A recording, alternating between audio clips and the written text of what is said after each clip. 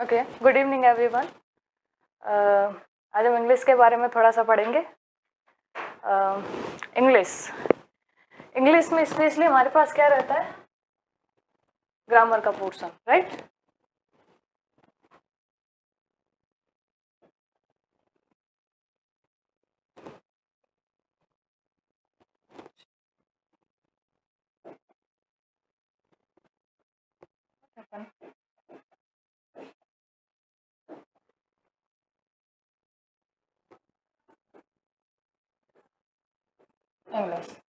English में हमारा main point क्या रहता है?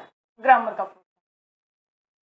ग्रामर एक ऐसा टॉपिक है जो एक कांस्टेबल के एग्जाम से लेकर आरएस या कोई सिविल एग्जाम यूपीएससी लेवल तक सबके लिए काम आता है। इसमें सबसे अच्छी बात क्या है कि जो ग्रामर हमारे एसएससी में आ रहा होता है या फिर एफकेट में आ रहा होता है या आरएस में या फिर यूपीएससी, उनका सेम पैटर्न रहता है। उसमें एक बार मैं आपको जस्ट बता देती हूँ कि होता क्या क्या है। सबसे पहले टेंस, जो कि स्टार इम्पोर्टेंट चीज़ है, बहुत ही ज़्यादा इम्पोर्टेंट चीज़ है कि ये तो आनी ही ज़रूरी है। ये नहीं आएगा तो कोई काम होता ही नहीं है। उसके बाद आपका फ्रेजल वर्ब रहता है। आफ्टर दैट इसके बाद हमारा सिंथेसिस रहता है एंड और ग्रामर में आपका पार्ट ऑफ स्पीच, जो मुझे पहले लिखाना था पार्ट ऑफ स्पीच, ये फर्स्ट में रहता है। और उसके बाद आपका active, passive and next direct indirect.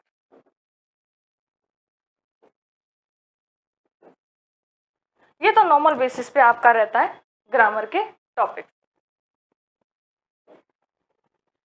मैं आज आपको पहले थोड़ा सा टेंस के बारे में बता देती हूँ। टेंस क्या होता है? भाई तुम दोनों जो बैठे हो ना, मेरे से इंटरेक्शन करना। ऐसे तो मैं नहीं, ऐसा लगेगा कि भाई मैं नहीं कर पाऊंगी, है ना? तो थोड़ा सा मेरे से इंटरेक्शन करो तो मुझे भी लगेगा कि मेरे को फीलिंग ही नहीं आ रही है क्लास वाली। मेरा ऑनलाइन फर्स्ट टाइम है। हाँ, टेंस होता क्या है?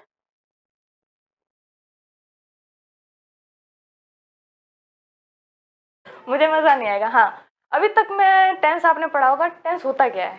मतलब काल। अपने हिंदी में जाना ही नहीं है, हिंदी भूल जाओ। टाइम होता है, ठीक है? सिर्फ टाइम ही टेंस होता है। How to be identify that it is the tense? Verb, verb का टाइम बताता है। गुड, वर्ब का क्या बताता है? टाइम, बिल्कुल। तो अगर मैं बोलूं कि टेंस, सबसे पहले हम देखेंगे कि ये टेंस वर्ड बनता कैसे है ना। टेंस वर्ड बनता कैसे है? इसके टू पार्ट्स होते हैं। एक होता है हमारा जो टाइम आप लोगों ने बताया, सेकेंड पार्ट होता है work, right? Time plus work is called tense. Time और वर्क से मिलकर क्या बनता है? हमारा टेंस बनता है, ठीक है? अब हम बात करें पहले तो टाइम, टाइम की नीड कैसे, क्यों पड़ती है, किस लिए पड़ती है? तो हमारे पास कितने टाइप के टाइम्स होते हैं? 3 टाइप्स के। कौन कौन से? प्रेजेंट, पास्ट एंड फ्यूचर, ठीक है? अब बात होती है वर्क। हमारे पास वर्क कौन कौन से होते हैं? वर्क आपने बोला ना, वर्ब, ये वर्ब ही वर्क है। वर्ब क्या है? अपनी हिंदी में बोल दो। अरे मन कर रहा था छोड़ो। सकर्मक अकर्मणिक वर्ब, वर्ब यानी कि वर्क। वर्ब का हिंदी वर्ड क्या होता है? क्रिया। क्रिया यानी हम जो एक्टिविटीज करते हैं, ठीक है? तो वही हमारा क्या होता है? वर्क होता है। अब वर्क का रोल हमारे टेंस में क्या है, वही हम देख रहे हैं। तो अब वर्ब यानी कि वर्क, थोड़ा कोई आइडिया है वर्ग का, सॉरी वर्क का? नहीं? देखो, सबसे पहले हमारा कौन सा वर्क रहता है? इनडेफिनेट। कौन सा? हाँ, याद है ना? आता सब है, इधर कौन दे जोड़ डाले, है ना? इनडेफिनेट। फिर कौन सा होता है? वेरी गुड, कॉन्टिन्यू, ठीक है? After that perfect, very good, perfect and perfect continue. अब ये तो हमने क्या, एक टेंस का स्ट्रक्चर बनाया कि ये अभी टेंस, ये चीज होती है, अंदर बाद में जाएंगे। तीन थे, प्रेजेंट, पास्ट एंड फ्यूचर, ये हमारे टाइम इंडिकेट करते हैं। एंड वर्क को कौन इंडिकेट करता है? ये चार। अब मैं आपसे ये चीज पूछूंगी कि आपको कैसे पता चलेगा कि इनडेफिनेट? भाई हमने लिख तो दिया, जैसे बात करें प्रेजेंट इंडेफिनेट, प्रेजेंट कंटिन्यू, हमको पता कैसे चलेगा? स्टेटस कैसे पता? तभी तो हम उसमें कर पाएंगे ना आगे। शब्द होंगे। चलो छोड़ो, अभी हम सोचते हैं हमको कुछ नहीं आता, मेरे को भी कुछ नहीं आता। मैं हमेशा शब्दों से आंसर निकालने की कोशिश करती हूँ, क्योंकि हमेशा कुछ आए जरूरी नहीं है कि हम पढ़ के आए। कभी कभी ऐसा टाइम आता है कि एक वर्ड है, अब कुछ लिखना है, मेरा ये, मैं मानती हूँ हार नहीं मानना है, कुछ शब्द है आंसर करके आना है, सब भूल जा। इनडेफिनेट, इनडेफिनेट वर्ड क्या है? कभी सुना है? सुना है? सुना है ना? क्यों सुना है? टेंस पढ़े हैं, ठीक है। मैं इनडेफिनेट को अलग करती हूँ। डेफिनेट, डेफिनेट का मतलब क्या होता है? वेरी गुड, बिल्कुल निश्चित, है ना? तो हम बात कर रहे हैं किसकी? वर्क की। ऐसा कोई काम जो निश्चित हो, हम कहते हैं ना डेफिनेटली मैं ये काम कर लूंगा, है ना? तो यानी कि मेरे को पता है मैं ये काम कंप्लीट कर लूंगी या कर लूंगा। यहाँ पे हमने कौन सा वर्ड डाला है? इनडेफिनेट, यानी कि जो निश्चित नहीं है। अगर ऐसा कोई सेंटेंस जिसका हमको क्या पता चल रहा है? स्टेटस पता ही नहीं चल रहा है। भाई अपने को कैसे मालूम चलेगा? स्टेटस से पता चलता है ना कि कौन सा टेंस क्या है। अगर कोई ऐसा टेंस आ जाए, मतलब ऐसा कोई वर्क आ रहा है, ऐसा वर्ब आ रहा है जिसे स्टेटस पता ही नहीं चल रहा है, भाई काम हो गया है, चल रहा है, खत्म है, भाई पता तो कुछ चल ही नहीं रहा है, ऐसे जो सेंस होता है ना वो हमारे क्या कहलाते हैं? इनडेफिनेट। जैसे मैं एग्जांपल दूं, वह जाता है। अरे जाता है मीन्स व्हाट? जाता है मीन्स व्हाट? क्या वो चला गया? Don't know. जाएगा? Don't know. जा रहा है? नहीं, कुछ नहीं पता है। तो ऐसे जो वर्ब्स होते हैं ना जिनका हमको स्टेटस का कुछ पता नहीं रहता है, वो हमारे क्या कहलाते हैं? इनडेफिनेट। ये तुम कभी मत भूलना, भूलोगे नहीं, अब मुझे तो है। मतलब डेफिनेट यानी निश्चित, ऐसा कोई काम जो हमें पता है उसका स्टेटस क्या है, लेकिन ऐसी कोई वर्ब जिसका हमको पता ही नहीं है, निश्चित ही नहीं है कि भाई इसका स्टेटस है क्या, वो हमारी क्या होती है? इनडेफिनेट। इसे हम सिंपल भी कहते हैं, लेकिन अभी हम बड़े हो गए तो बेटर है कि हम इनडेफिनेट यूज करें, है ना? उसके बाद कॉन्टिन्यू, सभी जानते हैं, बिल्कुल ऐसा कोई स्टेटस जिससे हमें पता चलता है कि वह क्या है? कंटिन्यू है ना? कंटिन्यू चल रहा है, ये हमारा होता है कॉन्टिन्यू। परफेक्ट, हाँ बिल्कुल, नाम से हम परफेक्ट चीज किस लिए यूज करते हैं? एकदम परफेक्ट, मतलब परफेक्ट, एकदम काम कंप्लीट है, बिल्कुल। तो हमारा क्या आता है? परफेक्ट टेंस, ठीक है। उसके बाद परफेक्ट कंटिन्यू। परफेक्ट कंटिन्यू कैसे करोगे? परफेक्ट है पर चल रहा है, हाँ बिल्कुल, परफेक्ट है लेकिन चल रहा है, वो कैसे? नॉर्मल वे में। अभी हम पढ़ नहीं रहे, जस्ट सोच रहे हैं, थोड़ा तुम्हारा दिमाग लगाओ, थोड़ा मेरा दिमाग लगाओ, क्या पता कुछ कंटेंट बाहर आ जाए। परफेक्ट यानी कि काम तो कंप्लीट है, कंटिन्यू यानी चल रहा है। जैसे मैंने अभी यहाँ पे आया, ठीक है, मैंने टेंस शुरुआत करा दिया, ठीक है, अभी मैं यहाँ तक पहुंच गई, टेंस शुरू हो चुका है, एक तो परफेक्ट है, लेकिन अभी भी मैं थोड़ा सा आगे चलूंगी, वो कंटिन्यू है ना। ऐसा कोई काम जिसकी शुरुआत काफी हद तक हो चुकी है लेकिन अभी कंटिन्यू 2-3 दिन तक वो चलेगा, तो ऐसे सिचुएशन में हमारा क्या आता है? परफेक्ट कंटिन्यू, ठीक है। तो ये आपको क्लियर हुआ?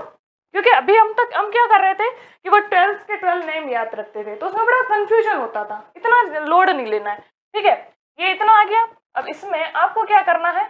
ये किया, प्रेजेंट में सबसे पहले indefinite, then continue, then perfect, after that perfect continue, ठीक है। ये इतना जो मैटर है ये हमारा नंबर 1 मैटर बन गया, ठीक है। इसी को हम पास्ट और फ्यूचर के साथ भी ऐड करते जाते हैं। तो अब तक हमने कितने पार्ट्स बना लिए? 12 पार्ट्स बना दिए। इसी तरीके से पार्ट बनते हैं, इनको कभी याद नहीं करना होता है, ठीक है। वो हम क्लासेस, छोटी क्लासेस में करते थे, जो मुझे भी हेडेक लगता था, ठीक है। तो अभी समझ में आया एक्चुअल में टेंस होता है क्या? अंदर जाने से पहले हमें ऊपर ऊपर का देख लेना चाहिए, ठीक है। डन है? पूछो। नहीं पूछते, आगे चलते हैं, ठीक है। चलो, तो अब हमने देखा, अब सबसे पहले हम इनडेफिनेट की बात करते हैं। प्रेजेंट की बात करें, प्रेजेंट इनडेफिनेट। नॉर्मली हिंदी में नहीं लिखाते, लेकिन फिर भी मैं एक बात बता देती हूँ। जो हम बोलते हैं ना, ता है, ती है, वटेवर, जितना भी ये रहा है ना, जिसका स्टेटस पता नहीं चलता, वो इंडेफिनिट होता है। ठीक है, तो ये प्रेजेंट इंडेफिनिट। इसमें भी हम 4 पार्ट्स देखते हैं। पहला कौन सा रहता है? अफर्मेटिव। कौन सा? Affirmative. After that negative, right. Third number interrogative, and last one is double interrogative. हाँ, इसी बात पे बात करनी थी। इंट्रोगेटिव, मैं इंट्रोगेटिव नेगेटिव नहीं कराती हूँ, क्योंकि इंट्रोगेटिव नेगेटिव बहुत कम सिचुएशन में आते हैं। वो क्यों, ये भी बता। अफर्मेटिव मालूम है? अफर्मेटिव जो हिंदी में तुम बोलते हो, हाँ बोलो। हाँ, मतलब ऐसी चीजें जो पॉजिटिव वे में चलती है, राइट। नेगेटिव जो नेगेटिव वे में चलती है ना। उसके बाद इंट्रोगेटिव। इंट्रोगेटिव मतलब प्रश्नवाचक। Very good. फिर भी क्योंकि हमने यहाँ 2 डाले हैं, ये भी प्रश्नवाचक है। What is the difference between interrogative and double interrogative? Think about it. I am not asking a question. Very good, ये धन्यवाद। छोरा मतलब यहाँ तक पहुंच चुका है जो तू। नहीं, वेरी गुड। हाँ, फिर भी मैं बताऊं एक तरीके से, इंट्रोगेटिव और डबल इंट्रोगेटिव में क्या डिफरेंस है। ऐसे क्वेश्चन जिसका आंसर सिर्फ यस और नो में देना होता है। किसमें? यस और नो। ठीक है, आप डिस्क्राइब नहीं कर सकते हो, वो हमारे क्या होता है? इंट्रोगेटिव। ठीक है, अगर मैं आपसे पूछूं तुमने खाना खाया, तो तुम क्या बोलोगे? है ना। अब ये थोड़ी बोलोगे मैंने ये खाया, सब्जी में ये था, मैंने इतना ही पूछा खाया या नहीं खाया। That's called interrogative. लेकिन कुछ क्वेश्चन ऐसे होते हैं जिसमें हमें डिस्क्रिप्टिव आंसर देने होते हैं, है ना। अगर मैं तुम्हें पूछूं तुम कहाँ गए थे, तुम बोलो यस। What yes? भाई तुम्हें जवाब देना पड़ेगा, तुम कहाँ गए थे बताना पड़ेगा। वो हमारे क्या होता है? Double interrogative. अब तुम ये लोड मत लेना कि भाई इंट्रोगेटिव नेगेटिव क्यों नहीं है, क्योंकि इंट्रोगेटिव नेगेटिव इतना रोल नहीं करता है। ठीक है, क्योंकि अगर आप इतना टेंस पढ़ते हो तो इतना तो कॉमन सेंस होगा कि अगर नेगेटिव आ भी जाता तो नॉट ही तो लगाना होता है। लेकिन इसका अभी तक सिलेबस में इतना, मतलब ऐसे कोई मैंने कॉम्प्रिहेंशन देखा नहीं है कि इसका रोल रहता है। ठीक है, तो ये हमारे 4 इंपॉर्टेंट होते हैं। चलो अभी हम थोड़ा सा स्ट्रक्चर लिखें। सबसे पहले अफर्मेटिव। अफर्मेटिव के लिए क्या रहता है? हमारा सब्जेक्ट रहता है प्लस वर्ब। कौन सा? फर्स्ट। ये ध्यान रखना, जब हम इनडेफिनेट की बात करते हैं तो हमारे कौन सी वर्ब लगेगी? बिल्कुल। और अगर हेल्पिंग वर्ब साइड में लिखा देते हैं, ये हम अलग से बाद में देखेंगे कौन सी लगती है, डू या डस। Very good. ठीक है, सब्जेक्ट वर्ब का फर्स्ट फॉर्म, इसको अभी हम ब्लैंक करते हैं प्लस ऑब्जेक्ट। ठीक है, ये ब्लैंक क्यों किया है? हाँ, इसमें हम लगाते हैं एस या ई एस, है ना, एस या ई एस। अब ये एस या ई एस का रोल क्या होता है?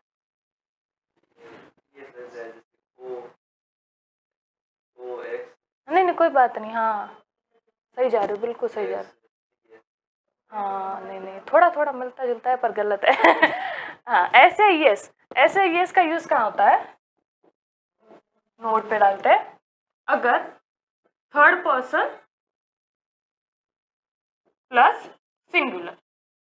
थर्ड पर्सन सिंगुलर मतलब एक तो आप और मैं कौन सा हो गई? First person. आप कौन सा हो गए? Second person. लेकिन हम किसी थर्ड पर्सन की, उस भैया की बात कर रहे हैं, हम दोनों मिलके, वो हमारा क्या हो गया? Third person. क्या नाम है तुम्हारा? चेतन भैया की बात कर रहे हैं। लेकिन उसमें भी कंडीशन है, हम सिर्फ चेतन की बात करेंगे तो ही ऐसे यस आएगा। अगर मैं चेतन के साथ साथ अगर राहुल या महेश बैठा है, अगर मैं उन तीनों की बात करूं, है वो तीनों थर्ड पर्सन, लेकिन वो सिंगुलर नहीं है ना, वो क्या हो जाते हैं? प्लूरल। तब ऐसे यस नहीं लगता है। तो ये बहुत ज्यादा कंफ्यूजन में रहता है। ऐसे यस लगेगा, थर्ड पर्सन होगा, लेकिन कंडीशन ये कि वो एक होना चाहिए। ठीक है, आप और मैं मिलके कुणाल या सीमा की अकेले में बात कर सकते हैं, लेकिन अगर बहुत सारे लोग हैं, मैं बोलूं वो लोग या राहुल या मीना मिलके बात करें, तो वो प्लूरल हो जाते हैं। तब हम ऐसे यस नहीं लगाएंगे। ठीक है, तो ऐसे यस कब लगेगा? Third person singular. अब एग्जांपल देते हैं। मैं कुछ नहीं बताऊंगी, तुम्हें ही सब कुछ आता है। मेरे मजेदार क्लास ही होती है, मेरे बच्चों को मेरे आते ही सब कुछ आता है। सब्जेक्ट क्या होता है? कुछ भी सब्जेक्ट बोलो, कुछ भी सब्जेक्ट बोलो, नहीं मतलब नॉर्मल एक सब्जेक्ट बोलो। हाँ राम बोल दिया, बस वेरी गुड, राम। ठीक है, अब ये तो हमारा सब्जेक्ट हो गया क्लियर। ठीक है, अब मेरे को वर्ब बोलो, नॉर्मल वर्ब बोलनी है, कुछ बनानी नहीं है, सिंपल वर्ब बोलनी है। हाँ इंग्लिश कौन सी? ईट, वेरी गुड, ईट। ईट नहीं बोलते, ईट है ना, राम ईट। अब ईट तो खाना, मैंगो, वटेवर जो भी होता है, कोई भी ऑब्जेक्ट डाल दो, ईट फूड। देखो मैंने तो कुछ बताया नहीं, तुम्हें सब कुछ आता है, टेंस इतना इजी होता है। अब ये भैया बोलेगा कोई भी सब्जेक्ट, लेकिन एक कंडीशन के साथ बोलना है, ऐसे ये इसके यूज करते हैं। कोई भी बोलो, कोई भी सब्जेक्ट बोलो, सिर्फ सब्जेक्ट, मेरे को पूरे सेंटेंस से कोई लेना देना नहीं है, सब्जेक्ट तो आता ही है अपने को, नहीं आएगा तो वो आगे कभी फ्यूचर में जुड़ते हैं तो वो भी सिखा देंगे, सिर्फ सब्जेक्ट चाहिए। Shyam, very good, Shyam. ठीक है, यहाँ पे हमारा आएगा वर्ब, कोई भी वर्ब बोलो, कोई भी। प्ले, ठीक है, वेरी गुड, मैंने क्या लिखा? प्ले। लेकिन अब हम क्या देखेंगे? श्याम, श्याम ऐसा इंसान जिसे हम दोनों बात कर रहे हैं, थर्ड पर्सन है, क्या ये सिंगुलर है या प्लूरल है? सिंगुलर है, तो मैं क्या ऐसे ये लगाऊंगी, वेरी गुड। प्लेज, क्या कह ले रहा है? ऑब्जेक्ट कुछ भी बोल दो, हाँ क्रिकेट। ठीक है, ये हो गया क्रिकेट। तो इंडेफिनिट क्लियर हुआ, बिल्कुल, दोनों वे में बता दिया मैंने। अब हम आते हैं थोड़ा सा नेगेटिव में। ठीक है, अब इसमें कुछ नहीं करना होता, स्ट्रक्चर सेम रहेगा, सब्जेक्ट प्लस थोड़ा सा चेंजेस रहेगा, हमको इसको उठा के आएंगे, है ना, हेल्पिंग वर्ब को ले आएंगे, डू या डस प्लस नॉट प्लस ऑब्जेक्ट, बस इतना ही होता है। अब आप खुद ही बताएंगे, मैं तो कुछ नहीं बताती, मुझे तो आता ही नहीं है, मुझे तो खाली स्ट्रक्चर देना आता है, पूरा नहीं सोचना है। जब हम पूरा स्ट्रक्चर देखते हैं ना तो आंसर बेड़ा गर्क हो जाता है, छोटा छोटा टुकड़ा देखना होता है। अभी मैं सिर्फ सब्जेक्ट को जानती हूँ, फिर से सब्जेक्ट बोलो, सीमा, आए हाय सीमा, सीमा, सीमा के साथ क्या आएगा? डू या डस, वेरी गुड, इतना तो पता ही है, डस। अब नॉट तो है ही, घर का है, लेके चलना पड़ेगा, ऑप्शन ही नहीं है अपने पास। फिर ऑब्जेक्ट कुछ भी बोल देते हैं, लड़कियां जिंदगी भर खाना ही पकाएगी, तुम लोग हमको इतना लेटल्ला समझते हो यार, ये गलत बात है। हम कुछ अच्छा बोलो, जिम जा रही है, खेलने जा रही है, मैं जाती हूँ, खेलने जा रही है, okay. Does not play, okay, cricket, पर नहीं, I play cricket, girls can play cricket, okay. Next आप भैया बताएंगे, राहुल, राहुल डज नॉट, हाँ हाँ हाँ हाँ, नहीं नहीं, हाँ कोई बात नहीं, कोई फर्क नहीं पड़ता, read, read a book, very good, अपने आप ही होता जा रहा है, कुछ करने की जरूरत ही नहीं पड़ रही है, तुम तो बड़े इंटेलिजेंट हो यार। अब हम बात करते हैं इंट्रोगेटिव, मजा इधर आता है, कुछ आइडिया इसका स्ट्रक्चर कैसे बनता है? You have any idea? No, why? You passed out 12th class, okay. इसमें सबसे पहले हम क्या लेते हैं? हेल्पिंग वर्ब, क्या लेते हैं? Helping verb. अब हमारा हेल्पिंग वर्ब क्या था भाई? हाँ, तो सबसे पहले हेल्पिंग वर्ब।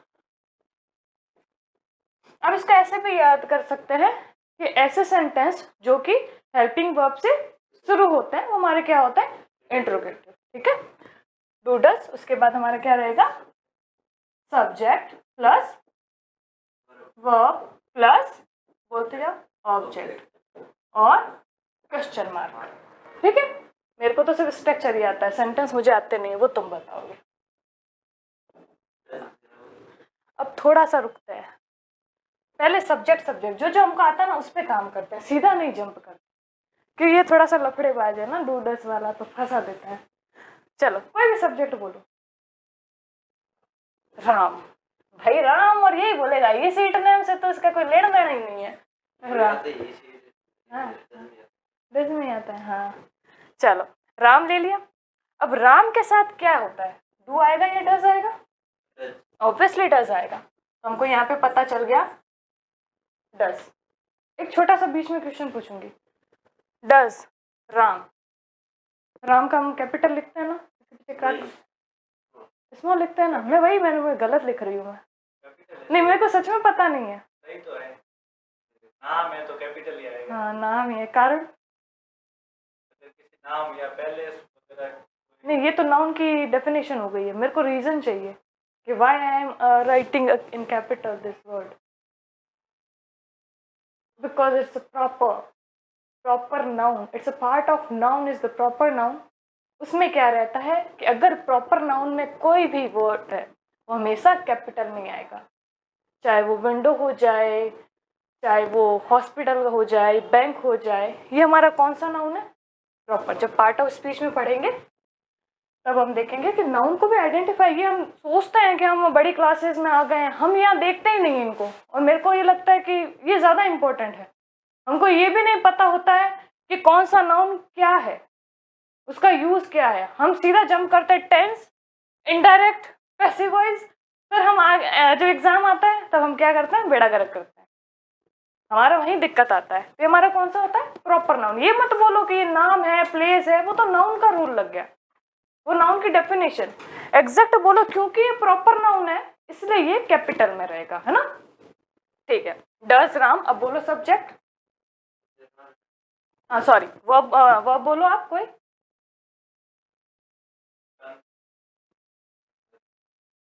वर्ब देखे जाए ना तो इधर उधर घुमाए तो वर्ब ही वर्ब है, आप ऐसे बैठे हो वो भी वर्ब है, आप देख रहे हो वो भी वर्ब है, आप ऐसे कर रहे हो वो भी वर्ब है।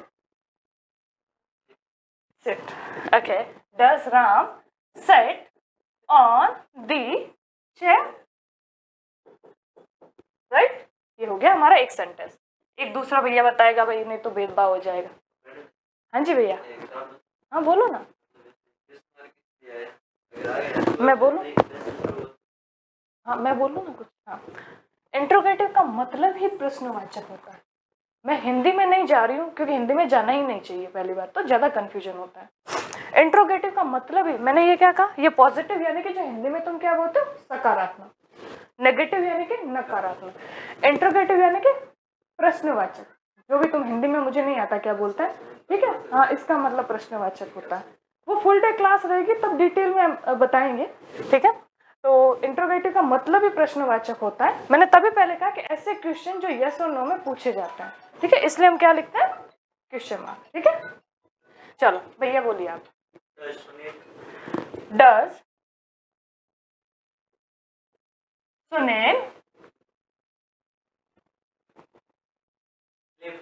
स्लिप, सबको प्यार है इस वर्ब से, slip on the bed, on, obviously man, on the bed, okay, ये हमारा क्लियर हो गया इंट्रोगेटिव, ठीक है। अब हम बात करते हैं डबल इंट्रोगेटिव, मेरा फेवरेट, क्योंकि इसके जब हम आगे से आगे करते हैं ना तब WH फैमिली का इतना मतलब क्लमजी हो जाता है ना कि पता ही नहीं चलता है कब हाउ मच लेना है, कब हाउ मैंने लेना है, और वो जचता भी नहीं है, फिर भी जचाना पड़ता है, ठीक है। चलो सबसे पहले हम क्या लिखते हैं, मैंने क्या बताया था, डबल इंट्रोगेटिव वो होगा जो WH वर्ड से शुरू होता है। हम सबसे पहले प्रायोरिटी किसको देंगे, WH फैमिली बोलते हैं, WH फैमिली, राइट। उसके बाद हम उसको ऊपर वाले को कॉपी पेस्ट करेंगे इंट्रोगेटिव को, ठीक है, plus do, does plus subject plus verb का first form, right, plus object plus question mark, ठीक है। बोलिए सेंटेंस बोलिए, मुझे बस सेंटेंस ही नहीं आते, बाकी सब कुछ आता है, वो आपका आता है।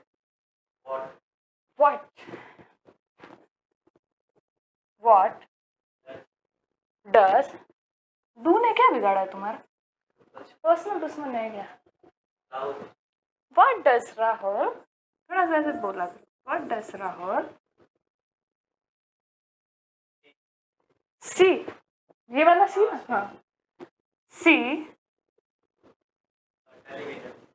अ टेलीविजन,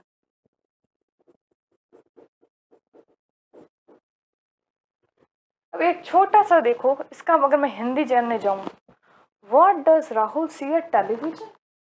क्या राहुल ने टेलीविजन देखा? अब हाँ, ये WH यहाँ उलझा देता है। हाँ, इसका भी आंसर यस और नो में काम चल सकता है, डिटेल में देने की जरूरत नहीं है ना? तो ये तो पता ही है, थिंक अबाउट इट। तब तक नेक्स्ट बोलो। वर्ड के सारे ऐसे ही बनते हैं सेंटेंस, वर्ड के जितने भी सेंटेंस बनाओगे, इसलिए मैं वर्ड का कभी यूज कर रहा ही नहीं हूँ। अब कुछ और बोलो, इसी को ही बोलते हैं, ठीक है? हाउ है ना, हाउ मच ले लेते हैं। हाउ मच पीपल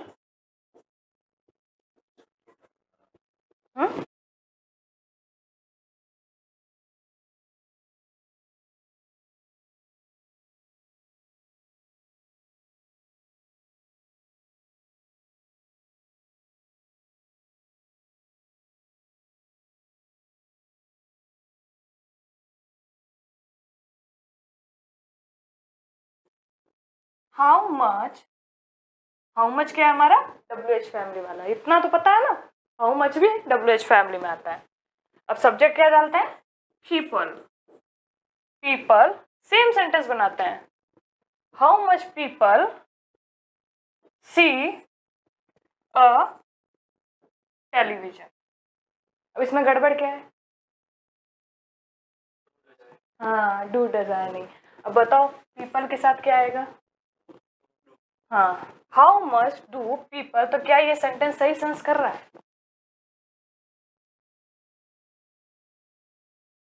देखो कभी कभी इंग्लिश में मेरे को ऐसा लगता है कि कभी कभी ना रूल्स भी काम नहीं करते। इंग्लिश ऐसा चीज है जिसमें सेंस बहुत ज्यादा काम करता है। हम कभी कभी रूल को स्किप कर सकते हैं, चलता है, क्योंकि सेंस आना बहुत जरूरी है। हम हिंदी में भी बात करते हैं ना, तो कभी कभी हम जरूरी नहीं है कि हर वर्ब या हर कोई ग्रामर का यूज इक्वली करे।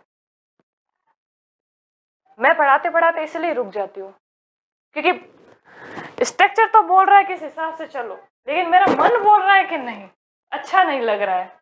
जचना भी तो चाहिए ना, ऐसे मजा थोड़ी आता है यार। वो थोड़ी ना है कि कुछ भी क्लमजी बना के लिख दो। तो तुम्हें क्या लगता है, क्या यहाँ पे डू या डज या कुछ भी लगाना चाहिए?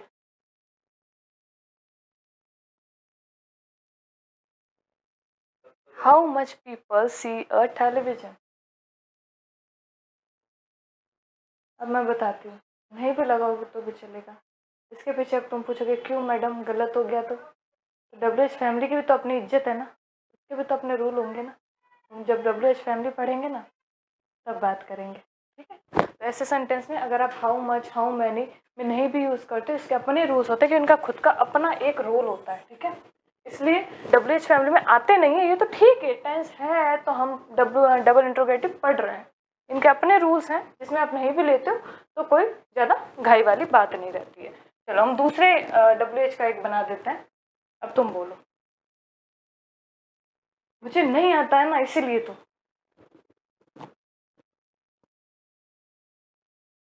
नहीं आता है। फिर कैसे काम करेगा? फिर सर से पूछना पड़ेगा।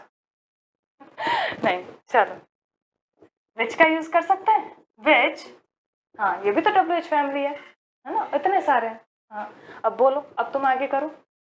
मैं लिखाऊंगी उससे काम नहीं चलेगा, हम टुकड़ों टुकड़ों में खुद ही करेंगे। टीम वर्क होना चाहिए।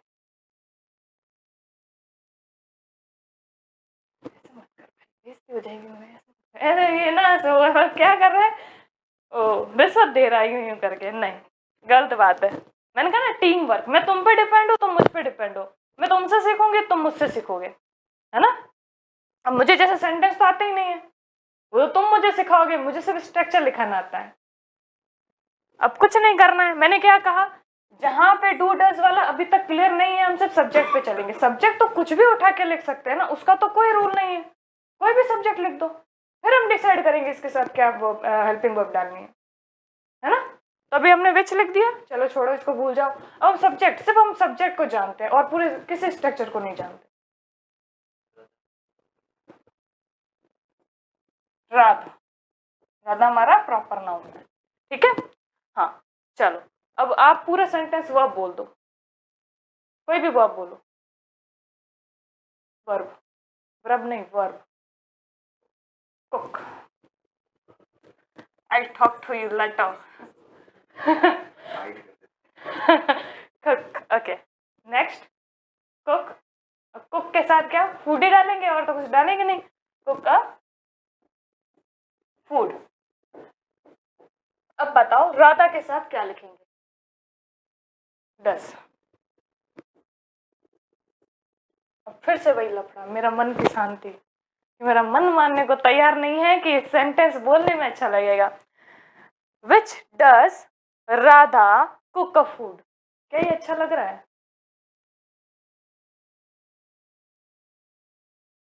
इसको एक तरीके से और भी लिख सकते हैं, देखो ये ग्रामर का तो नहीं है पर्सनली, लेकिन ये मैंने अपना खुद का बनाया है। क्या मैं ऐसे लिख सकती हूँ? विच टाइप ऑफ फूड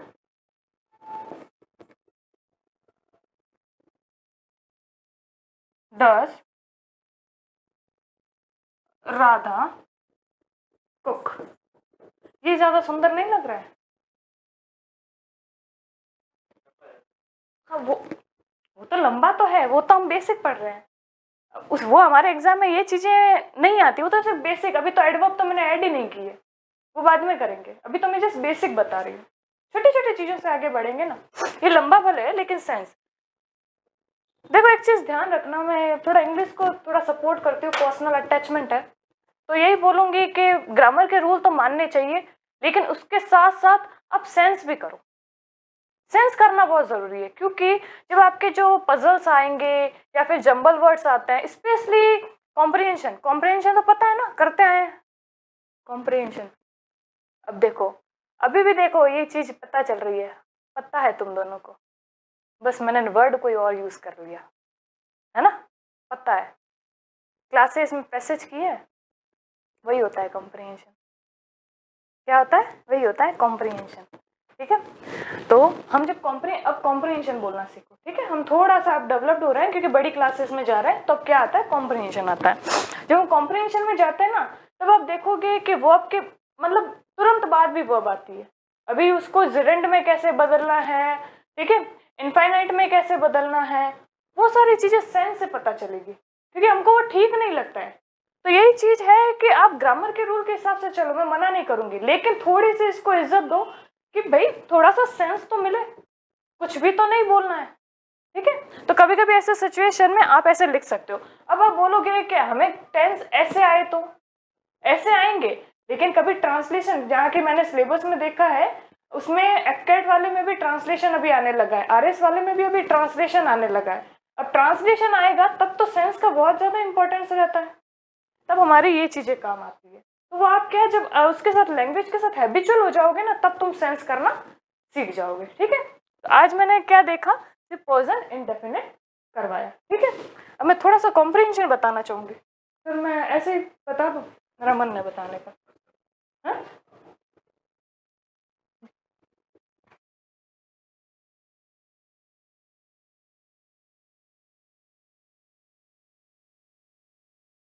थोड़ा सा कॉम्प्रिहेंशन बता देती हूँ। कॉम्प्रीहेंशन, कॉम्प्रीहेंशन वर्ड, जब तक हम क्या कर रहे थे, जिसको हम क्या बोलते थे? पैसेज। हम पैसेज कैसे करते थे? हमारे पास इतना बड़ा सा पैराग्राफ होता था, इधर क्वेश्चन होते थे, हम यहाँ से कॉपी पेस्ट करते थे, यहाँ पे कर देते, यही होता था, ठीक है। गलत तो नहीं है, हमने भी यही किया था जब नहीं आता था, ठीक है। लेकिन जब कॉम्प्रिहेंशन आता ना, वर्ड को इतना भारी भरकम तरीके से लगा रखा है कि कुछ तो होगा, और है, बिल्कुल है। क्योंकि अब जब कॉम्प्रिहेंशन, इसलिए कि आप देखते जाओगे ना, तो पहले क्या हो रहा था कि ठीक है कॉपी पेस्ट करते जा रहे थे, पहले टाइम में चलता था, अभी एडिटोरियल डाल देते हैं। मोस्ट ऑफ दैट आप पैसेज में देखोगे एडिटोरियल। अब वो कॉम्प्रिहेंशन नाम क्यों दिया? कॉम्प्रिहेंशन का मतलब क्या होता है? अंडरस्टैंडिंग। क्या होता है?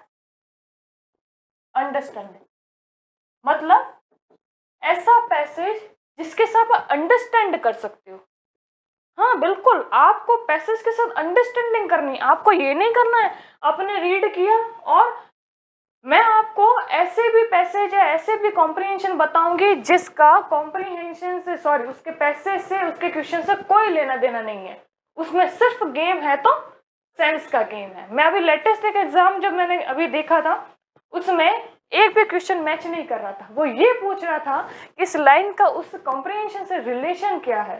वो रिलेशन आप कब दिखाओगे? जब आप अंडरस्टैंड कर पाओगे, आप सेंस कर पाओगे। इसलिए हमेशा कॉम्प्रिहेंशन वर्ड माइंड में रखो, क्योंकि इससे आपको ये लगेगा कि भाई मेरे को क्या करना है, सेंस करना है, उसके साथ अंडरस्टैंडिंग बिठानी है। ठीक है, अब ये एक छोटा सा तरीका है कि कॉम्प्रिहेंशन करना कैसे है, कॉम्प्रिहेंशन करना कैसे है। तो इसके कुछ स्टेप्स होते हैं। स्टेप फर्स्ट, अब ये है छोटी सी चीज, मैं टाइम मैनेजमेंट की बताती हूँ, क्योंकि अभी हमारे पास एग्जाम में मतलब मिनिमम 2 तो कॉम्प्रिहेंशन आते ही आते हैं, और आई थिंक ऑनलाइन एग्जाम रहता है, इतना टाइम नहीं होता अपने पास, तो उसको अटेंड कैसे करना है। ठीक है, तो सबसे पहले आपको क्या करना है, फर्स्ट रीड द क्वेश्चन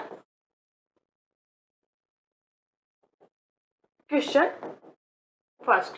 क्या करना है, रीड द क्वेश्चन फर्स्ट, ऊपर वाले को देखना ही नहीं है, फटाफट क्या करना है, एक बार क्वेश्चन देखना है, उसके बाद वो भी देखो मैं पढ़ने को बोल रही हूँ, बार बार मैं बोल रही हूँ कॉम्प्रिहेंशन है, मतलब पढ़ने का मतलब उसको अंडरस्टैंडिंग के साथ ही पढ़ना है, ऐसे ही करके नहीं निकालना है, मतलब आपके स्पीड में भी अंडरस्टैंडिंग होनी चाहिए, है ना। वर्ड्स के साथ आपको क्या करना है, सबसे पहले क्वेश्चन देखने हैं, उसके बाद सेकंड में आपको क्या करना है, step second read, very good, ऐसा छोरा होशियार मैं, रीड द पैसेज। ठीक है, आपने क्वेश्चन देखे, उसके बाद पैसेज देखेंगे, लेकिन इनकी स्पीड क्या रहेगी, थोड़ी सी फास्ट रहेगी। देखो कॉम्प्रिहेंशन में सिर्फ अंडरस्टैंडिंग नहीं, ये मेरे को ऐसा लगता है एक मतलब एक मैकेनिकल वर्क है, क्योंकि इसमें टाइम मैनेजमेंट, टाइम का भी काम रहता है, क्योंकि आपको कम से कम 2 या 3 बार पढ़ना है। आप ये सोचते हो, हम कभी कभी ओवर कॉन्फिडेंट होते हैं, पैसेज तो है 6ठी-7वीं को कर रहे थे, नहीं हो पाएगा, मैं लिख के दे रही हूँ, इसलिए हमारे नंबर घटते हैं। तो इसको स्पीड भी रखनी है, टाइम भी देना है कि मेरे को इतने टाइम में ये कंप्लीट रीडिंग मारनी, इतने टाइम में क्वेश्चन की रीडिंग मारनी है। आपने 2 स्टेप कर लिए, फिर स्टेप थर्ड आओगे, फिर से मैं घूम के कहाँ जाऊंगी, क्वेश्चन पे, फिर से क्या जाएंगे, अगेन रीड द क्वेश्चन, लेकिन इसमें क्या करेंगे, विथ अंडरस्टैंडिंग, अब आपको क्या आ रही है, थोड़ी समझ में आ रही है, क्योंकि हम किसी चीज को 2 बार पढ़ते हैं ना तो समझ में आता है। ठीक है, अब फिर से फोर्थ पॉइंट को अगेन मैं इसी में ही जाऊंगी, इसी पैसेज में जाऊंगी, again read the passage with understanding. अब थोड़ी सी स्पीड हम क्या करेंगे, स्लो करेंगे, ज्यादा स्लो नहीं, थोड़ी सी स्लो। अब हमको नहीं पढ़ना है, अब हमको समझ में आ गया। अब मेन स्टेप क्या है, स्टेप 5 आपने पढ़ा। अब आपके पास ना कम से कम 3 स्लॉट्स में पैसेज रहता है, कम से कम रहते हैं 3 स्लॉट्स, तो मान के चलो इतना हो गया। उसके बाद आपको क्या करना है, नाउन, इसलिए मैं बोलती हूँ कि नाउन पढ़नी बहुत जरूरी है। आपको ये पैसेज है, मतलब ये पैरा है आपका, ठीक है, 3 पैराज है, इसमें से क्या उठानी है, very good, take a noun, सिर्फ नाउन नाउन। आप एक रफ पेज लीजिए या पीछे क्या करें, सिर्फ नाउन नाउन लिख दें। ये आपका फर्स्ट पैरे की नाउन है, फिर सेकंड पैरे की आप नाउन लिखो और थर्ड पैरे की, ठीक है, सिर्फ नाउन नाउन लिखना है। फिर आप क्या करते हो, जब क्वेश्चन पढ़ते हो वो आपको पता होता है, क्योंकि हर क्वेश्चन में कभी ध्यान से देखा होगा कि हर क्वेश्चन में नाउन तो होता ही होता है, हर क्वेश्चन में नाउन होता है। आपको पैरे की नाउन पता है तो आप उससे क्या इंटरेक्ट कर सकते हो। इससे क्या फायदा हुआ, इससे आपका टाइम बच गया, क्योंकि आपको पता है कि भाई ये 5 नाउन पहले पैरे में है, वो 5 नाउन आपको क्वेश्चन में मिल रही है, तो आप 2 पैरा क्यों पढ़ोगे, Why are you wasting your time in the read passage, right? क्यों वेस्ट करना, तो आप सीधा किस पे जंप करोगे, फर्स्ट। सेकंड में अगर देखा, अगर वो थर्ड में मिल रहा है नाउन, तो आपको सीधा थर्ड वाला ही पैरा देखना है। इसे बोलते हैं टाइम मैनेजमेंट, है ना। क्योंकि टाइम मैनेजमेंट तो जरूरी है ना। तो आपको क्या करना है, टेक अ नाउन। उसके बाद आपको क्या करना है, अगर आप वर्ब चाहें तो भी आप उसके बाद अपना पेपर अच्छे से कर सकते हो। कॉम्प्रिहेंशन के लिए कोई लॉजिक या ट्रिक्स नहीं होती है, उसको बस एक मैनेजमेंट होता है, स्टेप बाय स्टेप चलना होता है और इसी तरीके से करना होता है। ये होता है कॉम्प्रिहेंशन करने का तरीका। अब यहाँ पे थोड़ा सा क्या है कि अब थोड़ा सा मैंने कहा कि अभी मैंने एक पेपर देखा था जो ना क्वेश्चन मिल रहे थे उससे, ना वो पैसेज उससे मैच कर रहा है। अब ये पूछ रहा है कि इस ये जो क्वेश्चन है इसका सेंस कहाँ पे हो रहा है। ये अब धीरे धीरे अंडरस्टैंडिंग वो तो इंग्लिश में बिठाई जाती है कि आप अंडरस्टैंड कैसे करते हो, तो जैसे हिंदी का होता है वैसे आगे किया जाता है, ठीक है। तो कॉम्प्रिहेंशन कभी मत भूलना, हाँ नहीं तो मैं ढूंढूंगी तुम्हारा घर की तरह, है ना, आगे फिटने के लिए, ठीक है सर।